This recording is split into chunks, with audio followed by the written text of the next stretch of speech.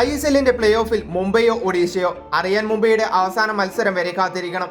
ഇന്നലെ കൊച്ചിയിൽ വെച്ച് കേരളം മുംബൈയെ പരാജയപ്പെടുത്തിയതോടെയാണ് ഈ കാത്തിരിപ്പ് നീളുന്നത്. വെറും ഒരു സമനില മുംബൈയെ പ്ലേ ഓഫിൽ എത്തിക്കുമായിരുന്നു. അതിനാൽ തന്നെ വിജയത്തെക്കാളേറെ സമനില തന്നെ മുംബൈ ആഗ്രഹിച്ചു കളിച്ചു.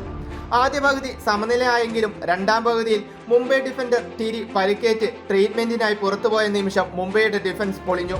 52-ാം മിനിറ്റിൽ പെപ്രയുടെ ഒരു റോക്കറ്റ് ഷോട്ട് മുംബൈയുടെ സമനില തകർത്തു കളഞ്ഞു. പിന്നീട് മുംബൈ തിരിച്ചടിക്കാൻ ശ്രമിച്ചെങ്കിലും ഗോൾ വഴങ്ങാതെ കേരളം പിടിച്ചു നിന്നു.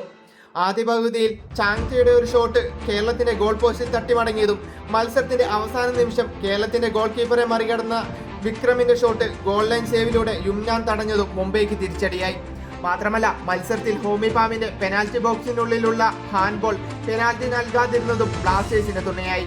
ഇനി 11-ാം തീയതി ബംഗളൂരുവിനോടുള്ള മത്സരം മുംബൈക്ക് അതീവ പ്രാധാന്യമുള്ള മത്സരമായി മാറുകയാണ്.